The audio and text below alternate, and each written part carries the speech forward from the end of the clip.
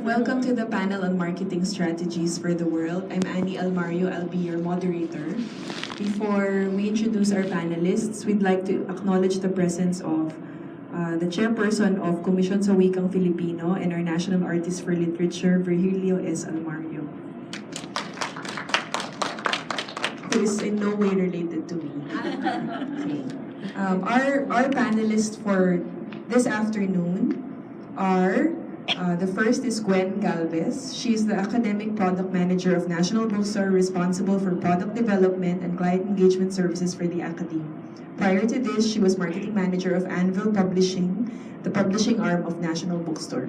Gwenn is currently a Director of the Philippine Educational Publishers Association and an active member of the Philippine Marketing Association and the National Teachers Month Coordinating Council. Let's give a hand for Gwenn. Our second speaker is Stacy Whitman. She's the founder and publisher of Two Books, an imprint of Lee and Low Books that publishes diverse middle grade and young adult fiction. Books she has edited include American Indian Youth Literature YA Award and Top 10 Quick Picks title Killer of Enemies by Joseph Bruchac and Summer of the Mariposas by Guadalupe Garcia McCall, which received a star review from School Library Journal and has been placed on numerous lists, including the Amelia Bloomer Project, School Library Journal's Best of 2012 list, and the Lone Star Reading List. In 2013, Stacy founded the New Visions Award, which honors a new unpublished writer of color. Let's give a hand to Stacy. So we will hear from Gwenn first, to be followed by Stacy. Thank you, Annie. Hello. Good afternoon. Can I invite the people at the back to join us here? Let's make it intimate.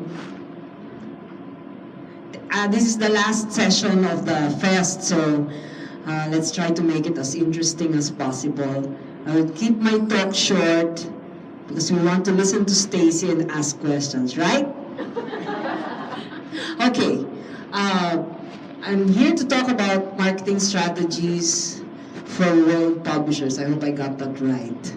I was a little worried about the title because it sounds kind of presumptuous. No? Seriously, marketing for the world, that's a tall order for us.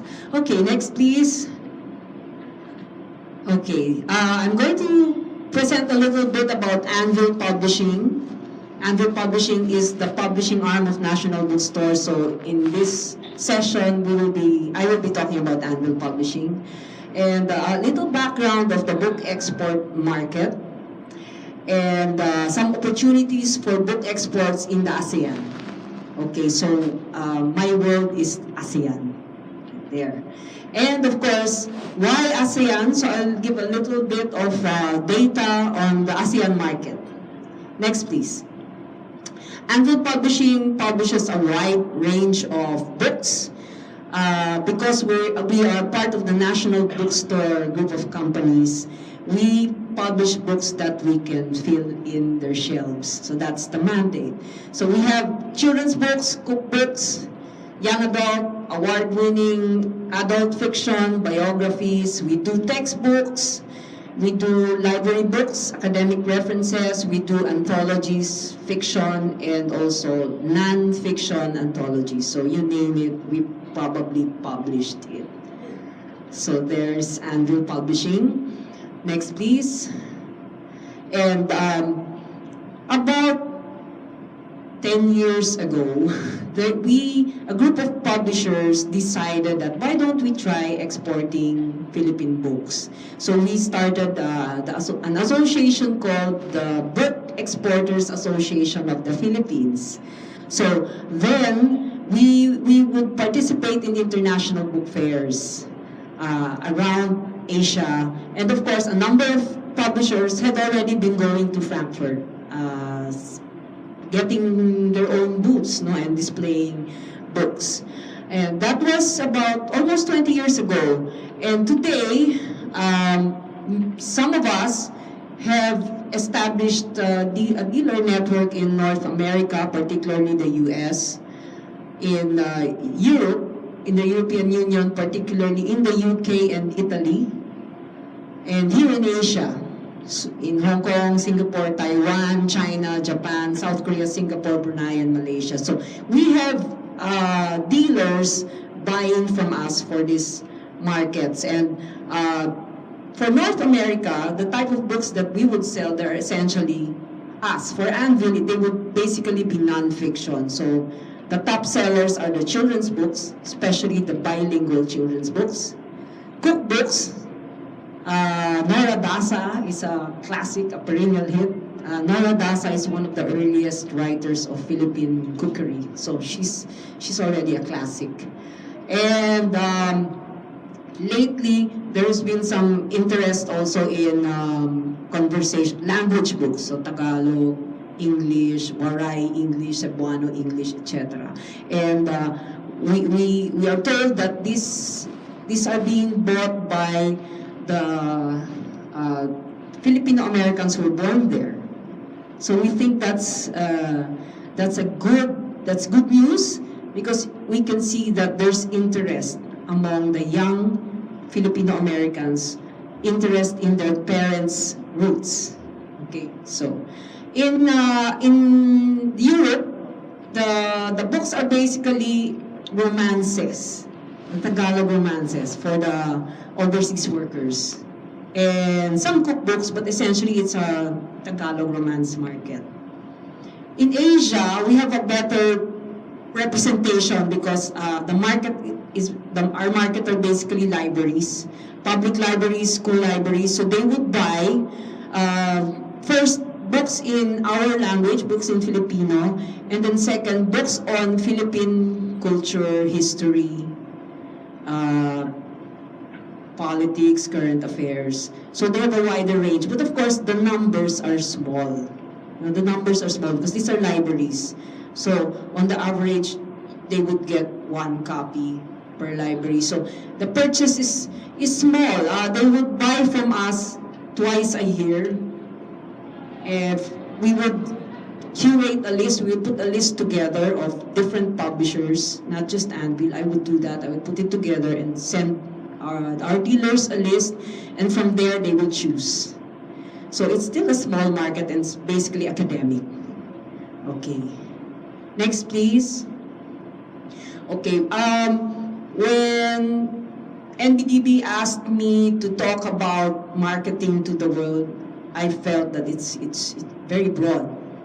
So my take here is to focus on the region that's closest to us, is ASEAN. In the Philippine Marketing, with my other group, Philippine Marketing Association, there is now a move towards marketing to the ASEAN because we have a lot of, although it's a diverse market, there are commonalities. And I felt that it would also be nice, it will be good for us to look at this market and see how we can share content, share information, and perhaps in the future, trade books. Okay? So what is ASEAN? We know that ASEAN is, last year we had a big international gathering of 10 countries under the ASEAN region. So there's 10 countries, and you will see them here. The ASEAN, there's a lot of interest now globally in ASEAN. Why? Because from the year 2000 to 2014, the economic growth was measured at 5.6 per annum, and this is the biggest, one of the biggest all over the world, no? In terms of the regional. It's even bigger than the European Union, the growth. And as a result, over this period, consumer spending has grown by 115%. Okay, so the whole world now is looking at ASEAN because of the tremendous growth and opportunities in this region. We have divided the ASEAN consumer market into three, depending on their spending power and the sophistication of the retail market. So in the first tier, there's Singapore and Brunei. In the second tier, there's the Philippines, Indonesia, Malaysia, Thailand.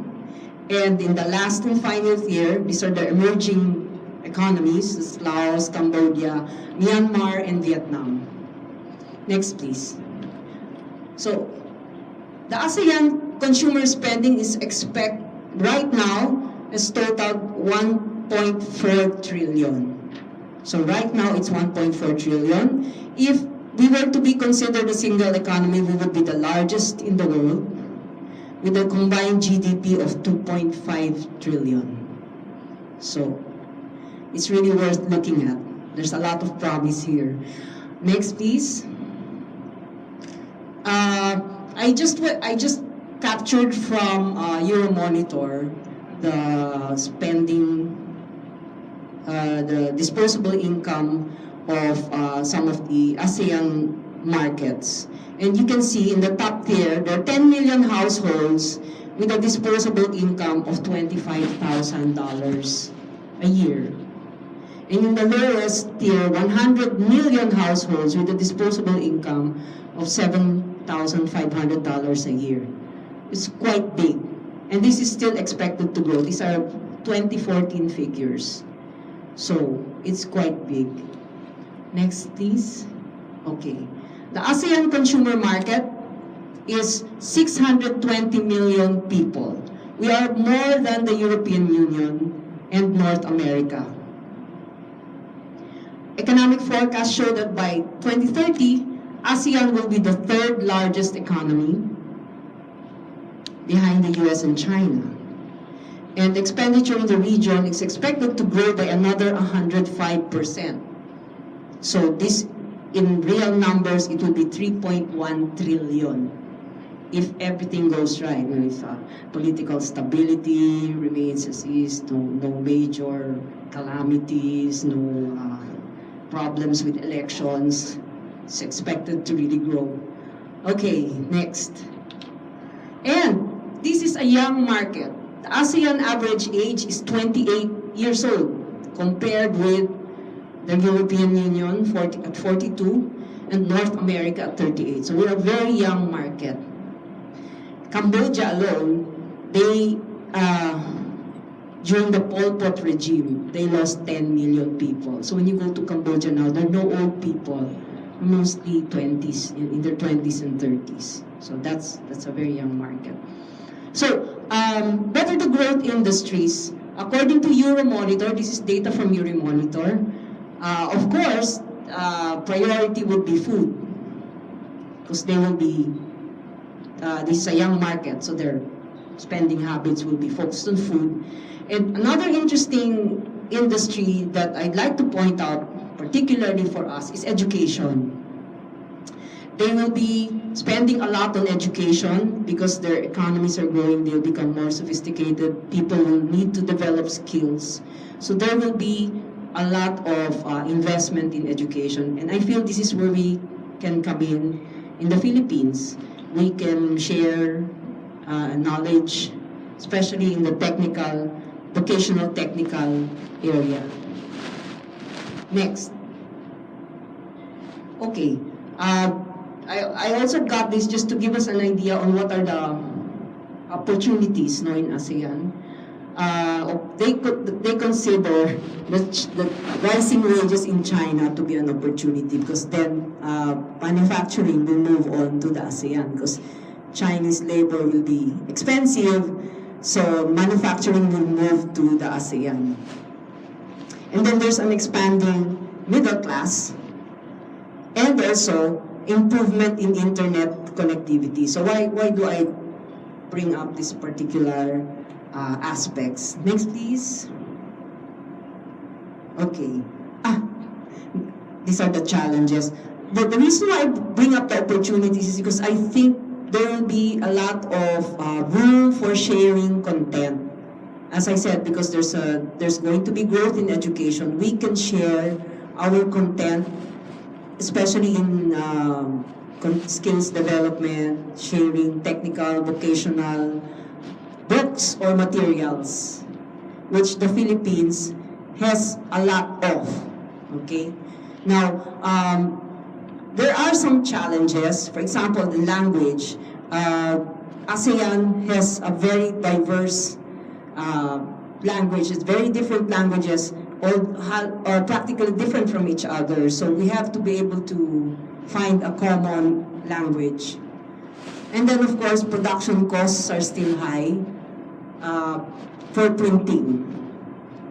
And the availability of raw materials is still there. We haven't been able to produce our own paper. Paper comes mostly from China and from Malaysia, so that's a challenge. And because of that, freight of the distribution costs, freight costs between our countries will still be high. So these are the challenges that I think we have to live with. Okay, but there are opportunities, of course. So, number one, I think there is room for sharing content in terms of providing editorial services, because the Philippines, we have a lot of editors, layout artists, illustrators who are quite good. So we can share our services with these countries. We also have good translators, especially in English. So this we can share. And we can also share materials on technical vocational courses, business, management, and ICT. And for the trade books, we can also be sharing material on self-help, health, management, and business.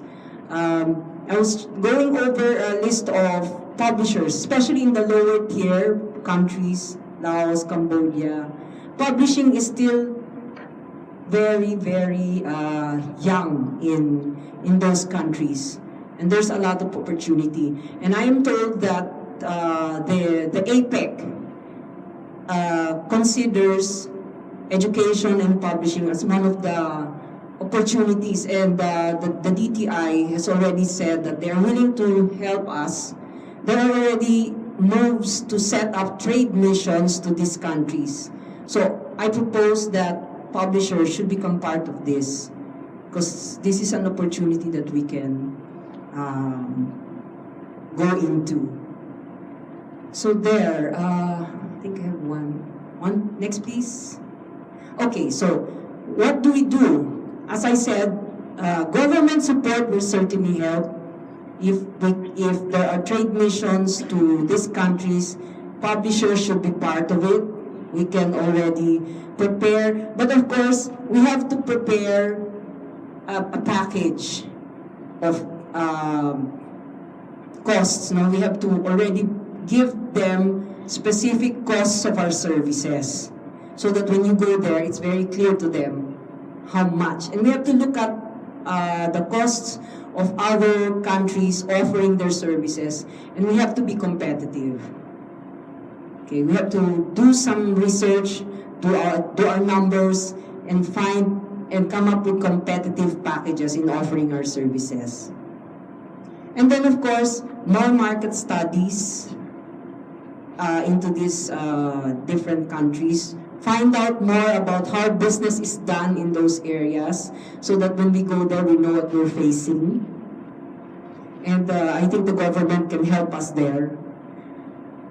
And then, of course, business matching. So it's very important that we find a way to look for reliable partners who can really work with us in the long term. There are a couple of publishing companies in each of these countries, but they're they're limited to newspaper publishing. Book publishing is really practically non-existent. It's mostly newspaper publishing. So I feel that there's an opportunity there. So there it is. I would just like, before I end, I would just like to show an actual case study of how Anvil has been able to penetrate the U.S. market, or maybe hopefully the global market, because we've been able to sign up with Tuttle. Tuttle Publishing is an international publishing and distribution network. They do mostly trade books, and we're very happy to be part of their list for fall 2016. Our Culinaria is now part of their catalog. And it took us We started talking to Tatal when the first edition of Culinaria came out in 2007. That's when we started talking to them. And the real negotiations only came about last year. So it really takes some time for them to follow up. I remember Claudia saying, follow up, and follow up. Persistence pays off. Yeah. And we went through a grueling time just meeting their requirements for distribution. There are very specific requirements on packing, labeling. It's nothing like what we do here. They're very strict on those things. So it was really a learning experience for us. Just to get all the packing materials ready, it took us about 5 months. And to fix the actual shipping to the US, because this is shipping in bulk. It's not loose cargo. It's shipping back there, not bringing it in. It was quite a challenge for us. So we hope that this is the start. No? This is the start. Eventually, there will be other books that we can bring to the U.S. market on the mainstream, because Tatal does mainstream distribution. And I think it also helped that Philippine food is now being recognized. Otherwise, maybe up to now, they wouldn't be talking to us. No, it helps that there has been international recognition of our cuisine. So otherwise, we would still be in their Tatal list. So I think food books is one of the areas that we can look into to penetrate the international market. We start with books like this, and then little by little, hopefully we can go into other areas like fiction. Andrea will help us there. Okay, so that's it. I will transfer the mic again to Anne. Thank you, Gwen. Let's give Gwen a hand. And now we move to Stacy. I don't really have any slides for us. I just wanted to maybe extend the conversation about what we talked about this morning in the plenary. I talked a little bit about what we have done as a small press. How many of you were there for the plenary? Okay. I just wanted to make sure.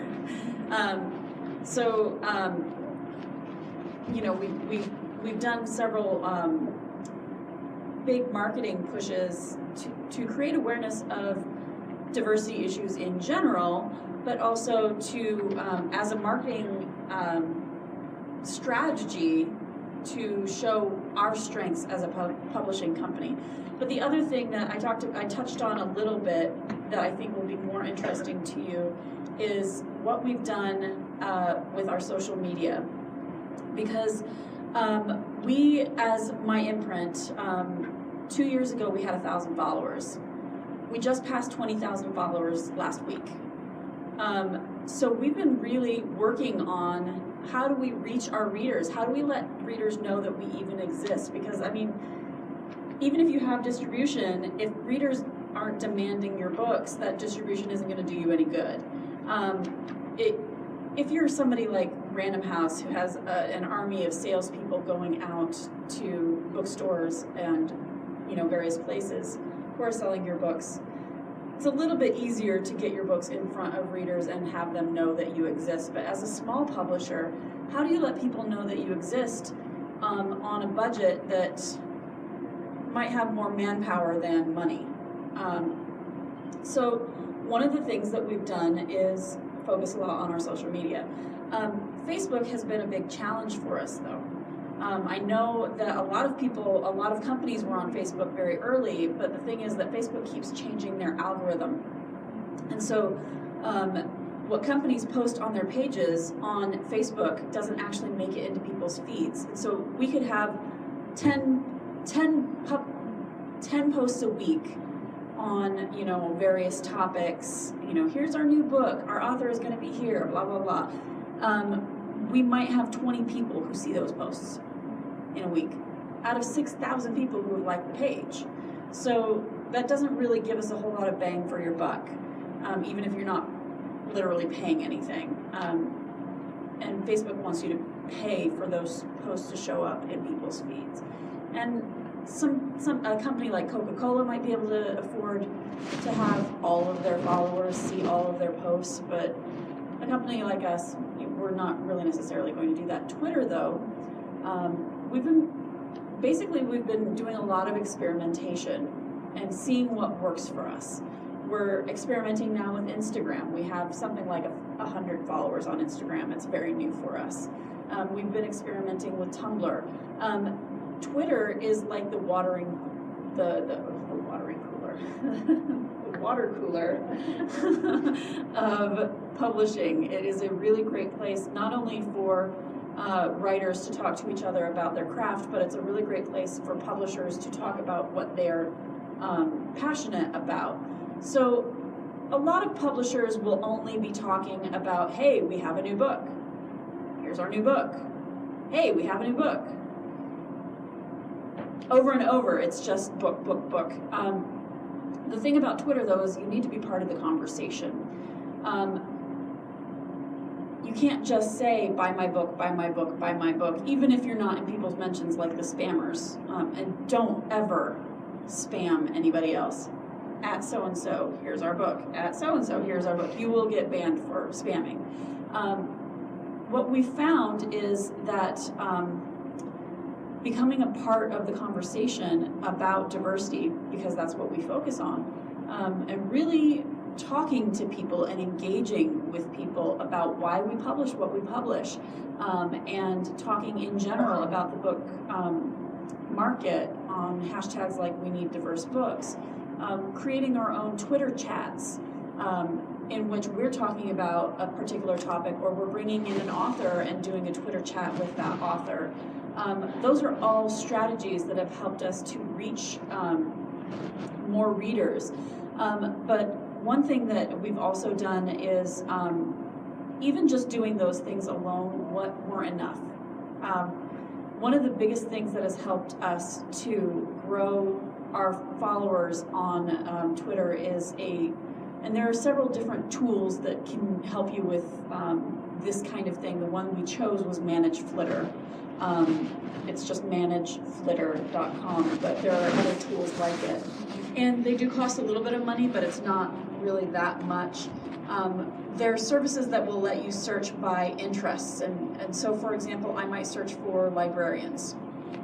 And I'll put in it, people that I'm not following, who are not following me, who are librarians in their bio or something like that. And maybe it'll come up with 1,000 matches. And we'll follow all those librarians, and then we'll start talking to those librarians, about things that they're talking about. And we'll start engaging them, and they might follow us back, and they might not, just depending.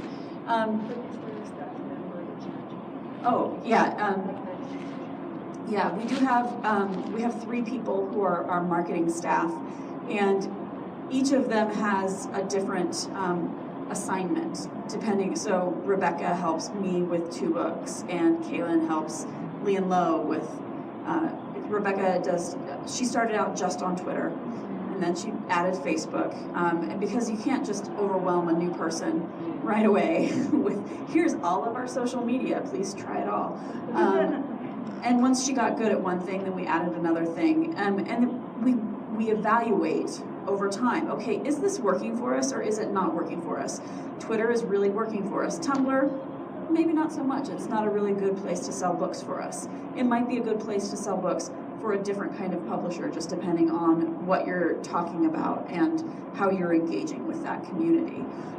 So that's just one thing that I thought that I would share about extending our conversation from this morning, that social media is a really wonderful place, especially for small publishers that are trying to reach an international audience or even just a national audience. In the US, we've got plenty of people who are thinking about diversity issues who, the biggest problem with diverse books anywhere in the world is discoverability. how do you even know that those books exist? Because the people who are publishing them are usually small presses. So how do you know that a small press here came out with a book, just the book that you're looking for, but you're over here and you're not going to if you go to your local bookstore, you're not finding those books in that bookstore. Social media has become a great way of letting people know who are looking for what you're looking for, or looking for what you're selling, and vice versa, to be able to connect with people who are looking for the same things that you've got, that you're putting out there. So that's pretty much the basics of what I wanted to tell you about, and I think that the rest of, I just want to hear what your questions are, because I might have information that might be useful to you that I don't know necessarily to come out with and say, this is what we're doing. So feel free to ask me questions. Your presentations are so short anyway. Are there any questions from the audience for either Stacy or Gwenn? Yes? Hello, Ma'am Gwenn. You mentioned a while ago that Philippines, I think that for me, Philippines perform well in the economic region of Asia. Ma'am, do you think that the Philippines have a superior power in the marketing books in neighboring Southeast Asia, ma'am? Ma'am, because you also mentioned a while ago that during the Khmer Rouge regime of Pol Pot in Cambodia way back in 1975 to 1979, almost destroyed Cambodia's economy. And today, they only perform as just like a baby can, or they are starting to perform a good economy because they are being destroyed during the communist Vietnam War. Do you think that there are no biases, ma'am, regarding the marketing of books? Since, for me, ma'am, Philippines perform well when it comes to economy here in Asia. And parang sa akin, hindi po gano'n napapansin kasi mas mahirap po yung bansa nila kaysa sa Philippines. Yung mga literary books. Yeah, that's why I think the Philippines has an edge in terms of sharing educational content. Because from my dealings with these countries, I've dealt with some businessmen from Vietnam. We've done some business matching from Vietnam, Cambodia. Particularly for this group, what they call the lowest tier of the ASEAN. I think that they're hungry to learn. They're just opening up. They're just liberalizing their economies, and they're impressed by our ability first to speak English better than them. They ask us for information on what books are being sold in our country, and they're very interested in how we're implementing the K-12 and the senior high school. So there seems to be a high regard for what we're doing in this tier. Malaysia, Singapore, I'm not even trying I'm not even talking about them, because they have the paper is better, their printing, their facilities are better. But among these 4 countries, I think there is an opportunity. Even Brunei, actually, our books are very highly regarded in Brunei. I have a regular buyer of Philippine books in Brunei. She supplies the university libraries, and they buy like 200 copies of a particular title, of usually business and management. Yeah. So what I was trying to show is we can offer editorial services first. But the important thing is to have a portfolio of our offerings, like how much will we charge for editing, layout, etc., and find out what the other countries will be offering and be competitive. So we just have to know what we're going to offer them first. I'm not even talking about content yet. We can just provide services, and I think that's a start. Now, then eventually, hopefully, when our production costs improve, perhaps we can bring books to these countries, but I don't see it as an entry point. I think it's really our services that we can offer to them first. Realistically, yeah.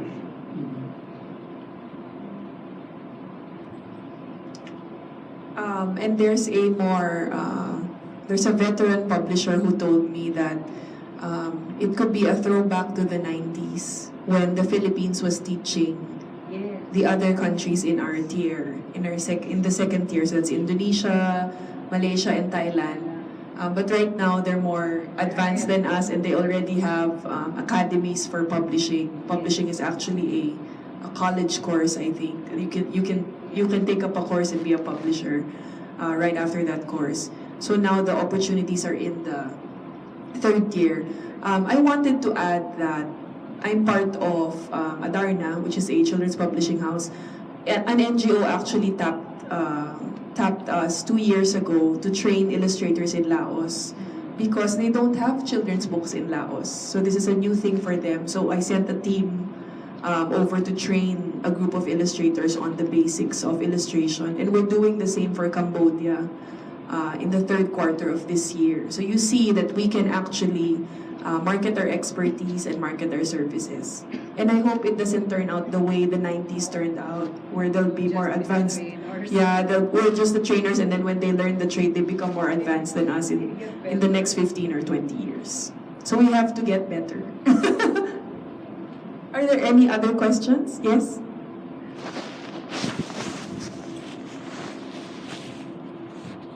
Good afternoon. The question is for Ms. Stacy. My name is Ian. I'm a writer for The Lasallian. My question is regarding diversity.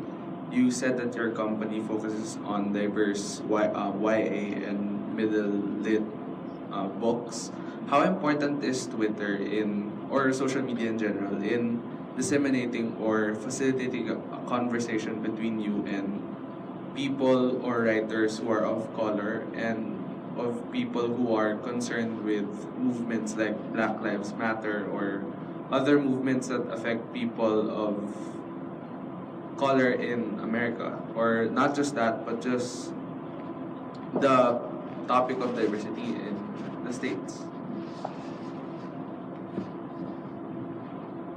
Social media has been a lifeline for these kinds of discussions. When you're talking about marginalized voices anywhere in the world, particularly in the US, because that's what I know the best, marginalized voices have generally either had to build their own publishing opportunities. So for example, the Harlem Renaissance in the 1930s in New York City was a bunch of African American artists and writers. If you've heard of Langston Hughes, a lot of poetry came out of Harlem in the 1930s because they were building their own. They were teaching each other how to, just like what you were talking about, it was a similar kind of situation where they're like, okay, let's figure out how to do it. If they're not gonna open up the opportunities for us in institutional publishing, let's do it ourselves. So that's the history that a lot of people of color in the United States have had to deal with. And social media has made those voices that white Americans in particular have not listened to more able to have a voice.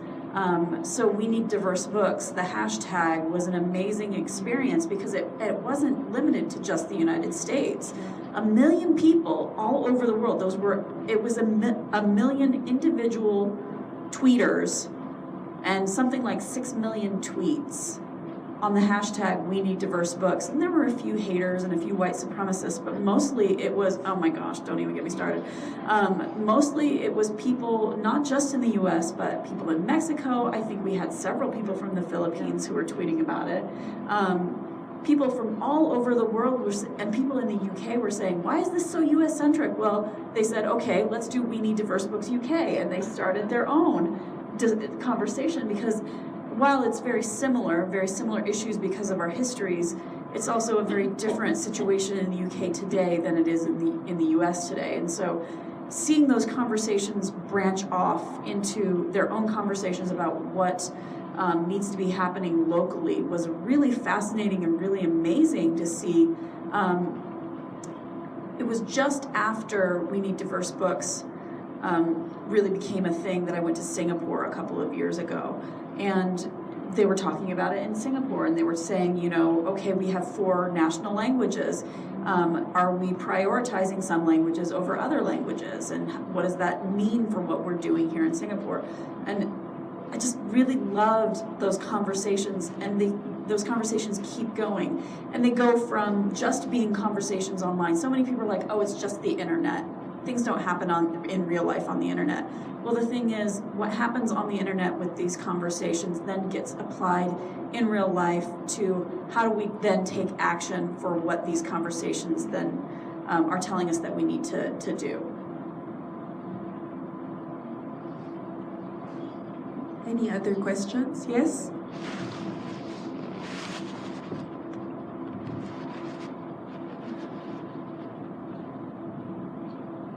Hi, my question is for Ma'am Gwenn and maybe for Annie. I realize that a lot of the marketing initiatives that we were discussing were for business to business and how to bring more books outside of the Philippines.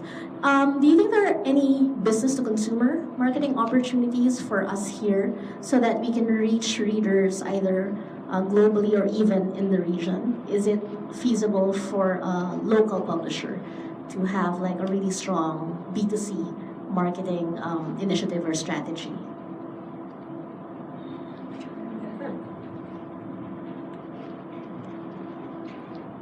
Well, for one, our books are, if we compare our book prices with those of Malaysia and Indonesia, we're really more expensive for trade books. They have an advantage of paper supply because they have their own mills.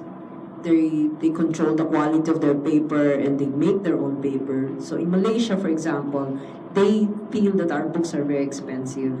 And these are our newsprint. And we use newsprint.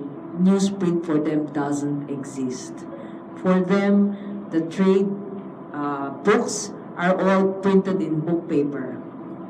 So you can imagine our books being beside their better quality books, and they have good printing. So I'm not sure, honey. Maybe in self-help, because so far what I've seen from our dealers is they've been buying some of the self-help. And for example, I have my classic example is the coconut oil, the VCO. We have a VCO book that we've been selling here in the region. And because the book is unique, it's very unique. There's hardly anything in any other country. The price is not an issue. We've been able to sell this book. But see, it's also a small segment of that consumer market. It's only for those who are really health conscious, those who have health issues. It's still not general public. But as far as I could see, these are people, consumers, buying the book. So maybe for some topics, yes. But first we have to hurdle the cost. The cost. Because, for example, to send a book from here to Malaysia, it costs something like $10 to send a book. It's still quite prohibitive. Freight is prohibitive. Unless we can get maybe a co-publishing agreement with another Malaysian publisher. But so far, we've not been able to do that. Perhaps that could be a solution, to print the books there. Then we can take advantage of their production, lower production costs. I can't talk about marketing to the ASEAN, to the world, or even to the ASEAN, because we're not really actively doing that. But we are actively exploring a B2C model, and it's not rocket science, it's not a new model. It's actually going back to the subscription model, which was made popular by Reader's Digest before. So we have a product in Adarna now called Buri Box. and we deliver a box of books with art materials and other stuff related to the books inside that box monthly to parents. And we've categorized the boxes according to age. So if your child is a 1-year-old, then you get this box, and it has books for a 1-year-old with activities for the 1-year-old. If your child is 2 years old, 3, yeah. We just don't have boxes for 40-year-olds right now. Okay? That actually reminds me of something that I meant to mention that would relate is definitely check out the Lee and Low blog, because it might offer some inspiration for what you can do locally. And this is definitely B2C, or at least B2T, because it's mostly aimed at teachers. We have we have a couple of literacy experts on staff who are doing a lot of blogging on our blog about how to use our books in the classroom. So they might, connected to what you're talking about, we don't do subscriptions, but we do on our website put together collections of books. So, for example, we just, because it was Earth Day a few days ago, we put together an Earth Day collection. And then we put together supplementary materials for these 4 books. One is Seeds of Change, which is about Wathari Mangai, or Mathari. I obviously did not edit this book, or I would know her name better. Anyway, she won a Nobel Prize, a Nobel Peace Prize for, she's, I want to say Nigerian. I could be wrong on the African country. Anyway, she's from she's African, and she did a lot of work on helping the women in her communities to replant and restore all of the, so much of the ecology in their country had been ruined by mining and all sorts of things like that. Oil, things like that. Anyway, there's a picture book about her. And there's a picture book about a Japanese man who went to I forget which African nation, and taught them how to plant certain kinds of trees that would reclaim the soil. Anyway, it was a group of books about similar subjects about how we can save the earth, and then put together literacy supplemental material that teachers can then use in the classroom. And this is how you can teach. Teachers are so busy. I'm pretty sure it's the same the world around, that teachers, if they can get supplementary materials that will give them good questions to ask, that is so much easier for them than having to come up with the questions themselves. And they can tweak those questions if they want, but if you give them a set of questions that they can be like, oh yes, this totally accomplishes the goals of what I want to teach in my classroom, then it helps them to be more able to bring your books into the classroom. So we've seen a lot of success with selling those collections on our website, where we might put together 4 or 5 books together and offer them as a discount, and so they buy the collection of books rather than just buying one book. Actually, I recently purchased, that's a very nice idea, bundling titles that run along a similar theme. So I recently asked Karina Bolasco of Anvil to put together all of their books on martial law. So I think there were 10 to 12 titles. And Anvil can actually market them, bundle. It was for teachers. So the teachers can teach martial law martial law, about martial law, and not be so ignorant of it all. We're also right now preparing digital collections of our books. This came about because Cengage Learning, they're one of the biggest suppliers of digital collections for libraries, and I looked up their Philippine collection. They have what they call a Philippine collection, which is one of the best-selling collections of Cengage in the Philippines, okay? and even in ASEAN, no, this is one of their best-selling collections. But what is inside the Philippine collection are issues of Philippine Star and PDI. Yeah. So, there's an opportunity there. So I talked to them and I said, you know, we have all these books that are out of print, but good books. Can we come up with a collection? So we're developing collections now, themed collections, real Philippine collections. So we have the Ramon Magsaysay awardees, no, and then collection on our collection of on Philippine history, the Martial Law collection. So we're putting together collections, and it will be marketed by Cengage.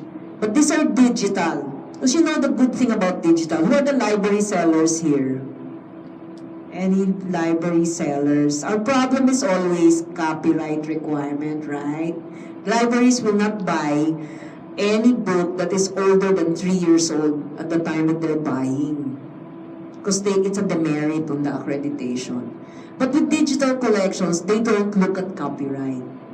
Because it's collection, it's curated. I love that word. I hear it everywhere. It's curated. Ayun. So we're putting these collections together. So you might want to look into that.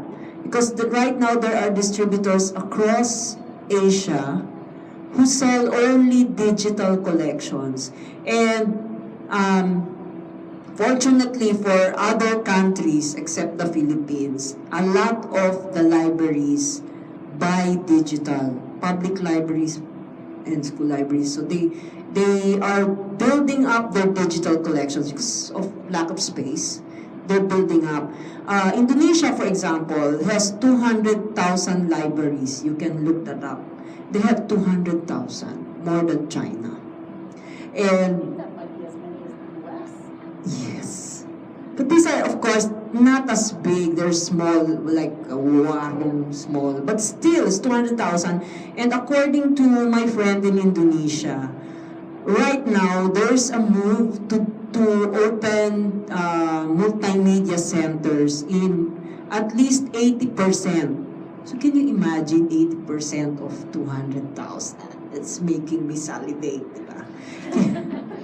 It's a big market. So if you have volume, you can make your prices competitive. The thing here is to make them affordable.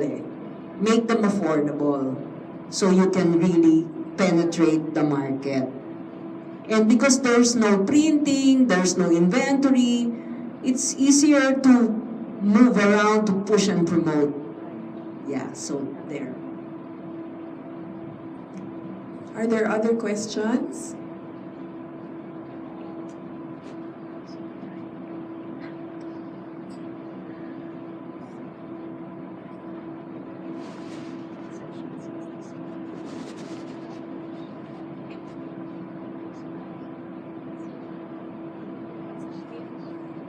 Okay, if there are no other questions, let's clap for our two panelists, Stacy and Gwenn.